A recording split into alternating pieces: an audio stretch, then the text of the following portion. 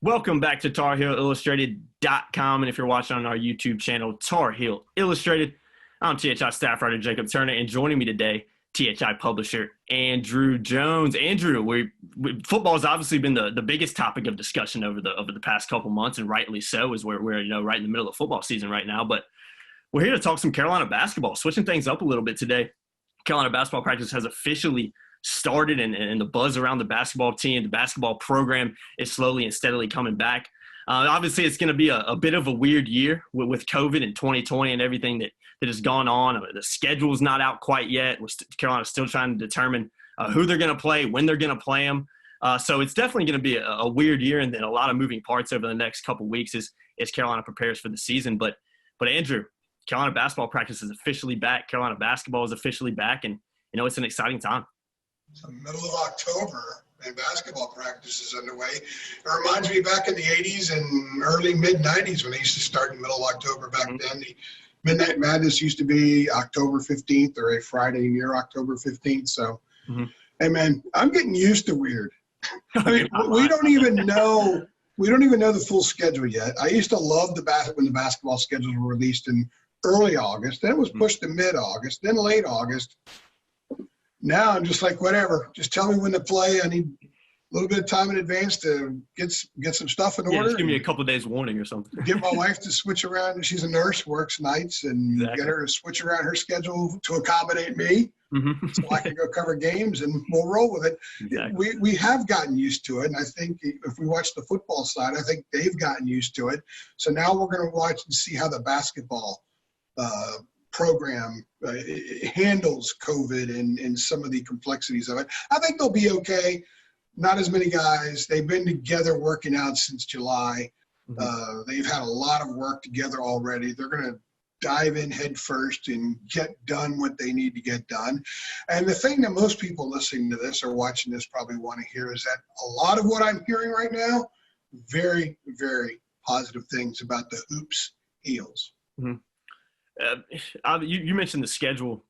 It's funny because I was looking back at some of the articles we wrote last year, and they're like a month behind from where we're at today. Like, oh, UNC schedule announced. We're like in press conference, and we're like talking to Roy right now. It's just so much different looking back at last year than it is now. But schedule wise, go ahead. Late Night with Roy should have been a few weeks ago. I know, it's weird. Like, it doesn't feel like we would have had interviews that night. We would have seen them in person. We would have had media day already where we get to watch practice and talk to all the players. And we would be right now, this week would probably be ACC basketball media day. You're absolutely right. You and I would be in Greensboro doing all that. So we would have had at least 3 or 4 occasions to talk to Garrison and Leakey and those guys and see them play on late night and see them practice. But we haven't seen anything. No. I got a little bit of stuff last week, which you guys can see in the series that we just rolled out here the last 8 days, 5 or 6 days rather, kind of in-depth looks at each of the main returning 4 players, Garrison Brooks, Leaky Black, Andrew Platek, and Armando Bacot. So, and we've also done David Sisk, amazing scouting reports of the 6 main freshmen coming in. So those are the 10 main players. We've already hit on them, but we haven't been in front of them. It's just different. Yeah, it's completely weird. Like you mentioned about, ACC Media Day just being right around the corner. And we're like, Carolina just started practicing basketball. So it's a crazy year to say the least. Like we've mentioned with the schedule as being a big part of how crazy of the year it's been so far. Any indication on when that schedule might be finalized? I know some of the Maui Invitational games in Asheville have been announced, UNLV on November 30th, but any indication when we might actually get a full basketball schedule? I know what I'm hearing, but until it comes out, I don't want to mislead anybody. Everything I can say that everything I've heard and people I've talked to, that the Ohio State game in Brooklyn on December 19th is going to happen. They're going to have their ACC Big Ten Challenge game. But honestly, until it's released, until the I's are dotted and the T's are crossed, they hate to be trite, but that's really kind of where we are at this stage of the pandemic. Until it's out there, not 100% sure, because there's still a lot of things up in air about not just the schedule, but how things are going to be handled from a media standpoint. We're kind of getting used to the way it is in football with everything done on Zoom, but we're at the games. And they increased some of the football media availability here for the Virginia Tech game. You got to shoot the game in the stands, not allowed on the field yet, but you were in the stands shooting photos and videos, Jacob. Mm-hmm. So Mm-hmm. I think as stuff slowly opens up, all the people are going to make these decisions about basketball are watching. But let's remember, basketball is played indoors. Yeah. So I think the protocols are going to be a little bit different. So I would love to sit here and give you answers to everything, but nobody has them right now, or at least they have not been announced enough to where we could say A, B, and C are certainties. Mm-hmm. This one certainty is this is going to be a much deeper team, a much more talented team, and a much better team than last year. For sure. That's a certainty. Yeah, that was a great segue, AJ. Great assist. I'll point to the passer on that one. But I'll pat myself. Yeah, good stuff on that one, AJ. To focus on the team a little bit, obviously, during a normal year, if we're sitting here last year, we would have already talked to Roy and some of the players in some capacity already. Maybe not even a couple of times by now. Several, yeah. If you're looking at, if you're going in and we're hypothetical question here, I guess, if we're actually having a real year here and we've already talked to Roy a couple of times and some of the players, focusing on Roy for a second, what are the things you're most – what would you be asking of Roy in that first press conference? What are the things that you're kind of most interested about that have developed throughout the offseason and maybe going into this season as well? Well, I thought we were doing a short video here, Jacob. Yeah, I'm going to It's not going to happen if you know how I am. I got to give you a little bit of something to work with. I think the things that people would want to know is Caleb Love, R.J. Davis at the point. How do they look? How's that working out? How is he? What are his thoughts about them playing together some, which we're going to see. So I think that'd be the first thing. The other one would be, of the bigs, what does he think about Kessler? What does he think about Sharp? He's got 4 big guys. Hadn't had that for a while. It's been several years since they were really loaded up front. Still young. Armando's just a sophomore. He's got a lot of maturing in his game to do, and he had a really good offseason, getting a couple of things straightened out in his game. And he's older and smarter. He's kind of been through it now. I think we would have just talked a lot about that. I would be very curious to know about Leaky now that Leaky's healthy. Maybe ask him about his comments a year and a half ago about how Leaky could be an NBA player. Okay, now that the turf toe is fully healed, what kind of player are we going to see? I'd ask him about Andrew Platek. For sure. Having an older guy there who really can be sort of a leader, but he needs to perform enough to be the leader that they're going to need in the locker room. We would be hitting on all those things. There's no shortage of questions for this team because there's so many new guys there. Plus, they had such an awful year last year. A lot of questions are about, are all the things that went wrong last year fixed now? And Roy's answer would be, I don't know until we play games. I think that we're better, but we got to play games. So I just kind of synopsized it for you there in about a minute and 20 seconds. That was good stuff. Kind of building off that. We talk a lot off camera and behind the scenes about you've been doing it for so long, about how you cover a team. You've also mentioned this year that it's just going to be a lot different, especially with the basketball program, because everything's kind of done over Zoom. You're not allowed to kind of sit down with them on media day and talk to them for 10, 15 minutes and get to know the players, ask them kind of hard-hitting questions, kind of single them out and stay by yourself with them. How much of a challenge is that from a journalism perspective? I can barely get that word out. And does that make your job a little bit harder this year, and just in terms of covering a team when you just can't be there in person, especially the basketball program? It's always ideal to be there and be around them because there are nuances that you get comfortable with, that you learn about and get comfortable with. There are things that you see and hear and sense when you're around that you can't do it through this medium right here. Sure. I think we've done a solid job with football, but there is no substitute for being there. My mother-in-law, when she used to have to, when she'd watch Ellie when Kim was working, I had a road trip. Why do you have to go to the games on time? Why can't you just watch it on TV? I love that. I love that story. Yeah, you're never going to be able to properly explain. My wife understands now. Begrudgingly, she understands, but you got to be there. Yeah, you got to get a feel for it. There's always a nugget or two you're going to get that fills in a big crack when you're around. So we're not getting that, but I would say right now, whether we're around them or not, the questions would remain the same until they start playing games and really play quite a few games. It's going to take a while to really get a feel for what this team is all about because they got to sort things out among themselves. Coaches always say, hey, look, I don't determine playing time. The kids determine playing time by how they perform. Well, that stuff's going to take a while to shake out.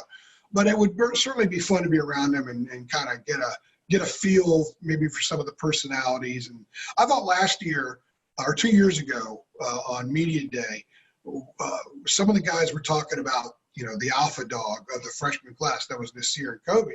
Yep. And going in, you just assume, oh, that's Nasir.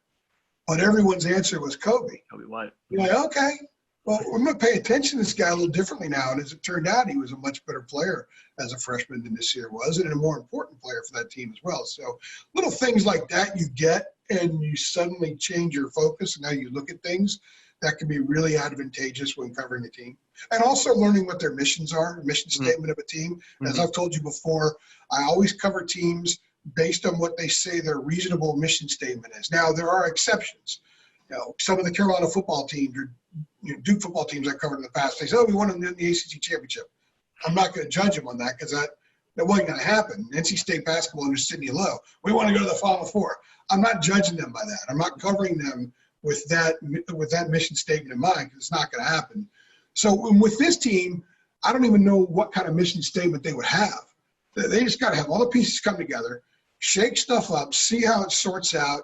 And then when we get into mid-January, I think we can maybe apply more of a mission statement for this club. Right now, it's just to get better and to see how things work out. Yeah, that's one of the most interesting things that I'm kind of looking forward to seeing playing out and going into the season, especially is you look at Carolina last year, 14-19. We're not going to relive that too much, but it was a bad year for Carolina basketball. You look at this year's team, you got a really good crop of freshmen coming in. You've got guys like Garrison Brooks, Leaky Black, Andrew Platek, Armando Bacot, who you've already mentioned, those guys that are coming back that can really provide some much-needed depth and experience for this team. So one thing I'm looking and kind of curious about is you talked about having a mission statement. What is Carolina's mission statement this year? Just to ask you, I mean, what would you think it would be? Do you think this team on paper going into the season, I know we haven't seen anything to make us believe one way or the other, but do you think their mission statement is to realistically, compete for an ACC title and maybe reach a Final Four?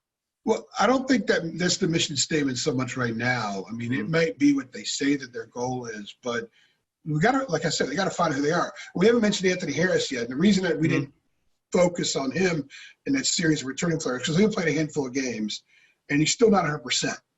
So to answer, and the reason I bring that up now is to answer your question, we don't know what he's going to be able to give them and when he's going to be able to start giving them something. My understanding is he should be ready to roll maybe by the time they open up on November 25th, but he's not there right now. So I think to answer your question, they have a roster that can get to a Final Four. They have a roster that can compete for an ACC championship. But there's so many new parts. And the guys that are coming back after a terrible year. Even though Garrison had a really good season, he might not be asked to try to do all the things he did last year because they have a lot more options. Garrison one of the things that really impressed me about him last year was starting with the Georgia Tech game, the home loss to Georgia Tech. He went into that game averaging 12.4 points a game. The rest of the way he averaged almost around 19. Mm-hmm. But his shooting percentage didn't go down. It wasn't a simple matter of, he just took a lot more shots, so his point total went up. He was still pretty efficient. But he learned to trust his game, and he did a lot more because I think he also recognized, look, I'm the best option. 90% of the time when we have the ball on offense, I'm the best option, so I've got to be more assertive. Well, he might still be the best option, but the quality of the other options will be elevated this year as opposed to last year. So maybe he kicks it out a little bit more than he did a year ago. So maybe his numbers won't be the same. And then how do the rest of the guys kind of fill in around that? I think that's what will be really interesting to kind of see how things play out. What does Kessler give him? What does Sharp give him? Can Kerwin Walton or Puff Johnson give him anything off the bench on the perimeter? They got to hit some perimeter shots. And does Playtek's game come together? I mean, he says, and he told us last week that he thinks he can score. He can be more of a scorer. And he was very critical about the way he played last year. He used to talk about getting an opportunity. I just need an opportunity to get out there and sweat and, play through stuff. And I know I can play at this level. He was okay at times last year, but I also think he played with a lot of pressure. He won't have the same kind of pressure this year because there are going to be a lot of other options out there. I think he could be a nice other guy on the court with this group. But what does he give them? So there's so many questions that need to be answered. And once we start getting those answers, like I said a few minutes ago, I think we'll start to identify what their mission statement should be. I'm sure they're saying, hey, guys, we're going to win a national championship. But until you really know what you got and how they roll through some quality opponents that they're going to face early, we're not really going to have much of an idea of who they are and what they're becoming until we see them actually get into it. But I do think the roster says this has Final Four potential. The roster says this has compete for the ACC championship potential. But I'm not going to put that on them yet because I got to see them first. For sure. We talked about the freshman class a little bit already. When you look at the guys that are returning, Carolina obviously doesn't – they got about 4 guys who played significant minutes that are returning to this year's team. You look at how poorly the team played last year. Is it safe to say that, this group of freshmen coming in, especially with the talent they have and how much they're going to be relied on, is one of the most, important freshman classes Carolina has had in quite a few years? Yeah, I would say it's the most important since the Frazier, Hansbrough, Green, Ginyard class following the 05 championship. And those guys were huge. 3 of them started. Oh, yeah, absolutely. Bobby Frazier started at the point that year. He was second in the ACC in assists. Hansbrough was first team all-conference. I don't know if this group has a Hansbrough in it. Maybe Caleb Love is similar to Kobe White or something along those lines. I'm just thinking more in terms of productivity and showing the ceiling during the course of the freshman year. I think it's similar to that. And the reason this club might be in better shape initially starting out the year than that one is because David Noel was the leading returning scorer. That's crazy. Like, I don't know, 4 points a game or something like that. He played 8 minutes in a national championship game or something like that. So Rayshon Terry didn't play much the year before. Wes Miller didn't really get off the bench at all until that 06 season. So this club has more to build around, but also they're also coming off 14 and 19. Yeah. So a lot of stuff has to change. I'm really looking forward to seeing what Leakey looks like. Mm-hmm. You cannot understate the discomfort he played through last year and how it affected him. It's so obvious, yeah. And just when it seemed like the turf toe maybe was getting a little bit better, then he's got to play point guard. Mm-hmm. And he did pretty well. He had a nice game at Virginia Tech. He had a couple of solid games, but I think sticking him into an area and just say, okay, here's your role this year. Here's what I want you to focus on. Maybe do a little backup at the point when necessary. I think, and being healthy, I think Leakey will be a much, much better player. And to his credit, he didn't make excuses. But Jacob, you were down there on the court shooting photos and videos sometimes. He was in a lot of discomfort last year. A lot of those guys were. It was a banged-up team. Mm-hmm. But specifically to the ones coming back, I think Leakey's worked really hard this offseason. He said that he's worked the hardest he ever has in his game. He's got a lot to prove. He didn't shoot well from the perimeter. He's worked a lot on his shot. All of them have. Leakey actually said last week he didn't leave the gym one night until he made 350 threes. So that's a lot of work. That's a lot of commitment. People think, oh, that's not that much. Go try it. Oh, it's a lot. Yeah. So I like the commitment, everything I'm hearing. I like what I'm hearing. I like that this group apparently gets along really well. One of the things you and I talked about, we did a podcast a couple months ago, we talked about last year, Roy didn't have many options last year. Well, what I'm hearing around the program is he's got options now. And maybe he's got a couple options at each spot. And think about what he can do molding that group together over time. I mean, Roy's teams always get better during the course of the year. Mm-hmm. Last year's team was doing that too. They were 10-10, I guess, when Cole came back, and then it just didn't work out. And no finger point here. We get a lot of, someone's going to say, oh, you're blaming whatever. I'm not blaming anything. Just weren't very good. But they did get better. They had that good stretch in January. They had another good stretch in late February going into March. I was up there at the Carrier Dome when I thought was their best offensive game of the year. I would agree, yeah. They looked like North Carolina that day. Mm-hmm. And they didn't look like North Carolina a lot earlier in the year. So this club will also play its best basketball in February going into March. For sure. It was you talking about last year a lot. It was just, I've got a lot of memories running through my head of just how weird of a year it was last year just covering that team. Because I came in November 2018, the end of the Larry Fedora era, so kind of the beginning of that basketball season. I came in like a few games into it, and covering that team when you've got guys like Kobe White, Cam Johnson, Nazir Little, Luke May, and then you see what happens last year. It was just, and I actually got to go to a lot more away games last year as well. So I was there at Virginia Tech. I was sitting on the sidelines of the Duke game in Cameron Indoor. I mean, it was such a weird year, and I think I'm very interested to see how this year plays out, like I mentioned, because of the guys that are returning, but also because of that, just the amount of talent that's coming into the team as well. And another thing with that is, which we've kind of touched on in a podcast we did a couple months ago, is, you would expect Roy Williams to have a lot. And Roy's a very fiery guy. Don't get it twisted. His passion he has for being a coach and the passion he shows on game days is huge. But you would, Pinky. How many times anybody oh my God, that was the quote. Comment? Yeah, that's one of his favorite quotes. But I'm really looking forward and interested to seeing, if that's a noticeable thing with Roy this year. Is it something you can see, or is it just something that goes on behind the scenes? It's always there. So I think to say that Roy, and I'm not saying that you were saying this, but to me, I want to be careful to say that Roy will be more impassioned than ever before this season. That's to suggest. Remember, I'm showing my age maybe a little bit. I don't know if they still do it, but the old new and improved Tide. And I used to joke, like, is this company basically admitting that our old Tide wasn't that good? I mean, it had to be new and improved again. So to say that Roy might be more impassioned, he might take it and say, hey, they're saying I wasn't as passionate as I needed to be. Oh, yeah, that's definitely. I don't think that's possible. I just think that – but I think that the fire will be at the highest level it can possibly be for him. I think that's a fair way to put it. And I think the desire and drive to exercise the ills of last season is probably there as much as in any time in his career. I saw it after the 2010 season when they got into the next year, and that club actually got to a regional final and lost to Kentucky. Again, they probably should have won up in the Meadowlands. I covered that game, and I think Leslie McDonald had a late foul situation, a mistake, about 4 minutes left, and you think, okay, well, maybe they're not going to win this one. So he's responded really well to so-so seasons before, and hadn't had many of them, and I think he will respond well this year.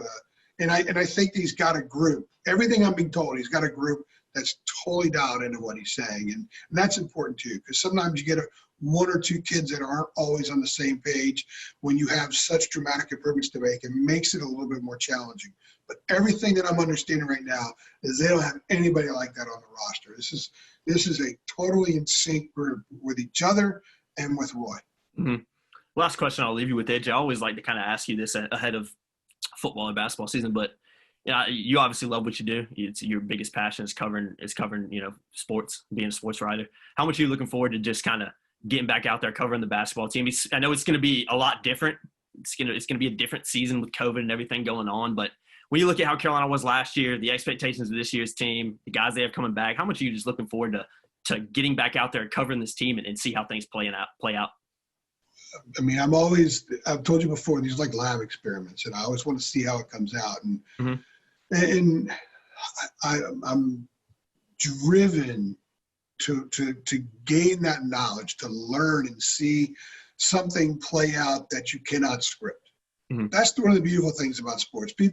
Sports is not essential for society, but of all the stuff we've got going on in the world now and all the options that are out there, it's one of the few things remaining that's actually real. Because what happens on the court really happens on the court, and you cannot pre-design it. You can game plan, you can talk up a storm about what you think's going to happen, but you never really know for sure. You got to let it all play itself out.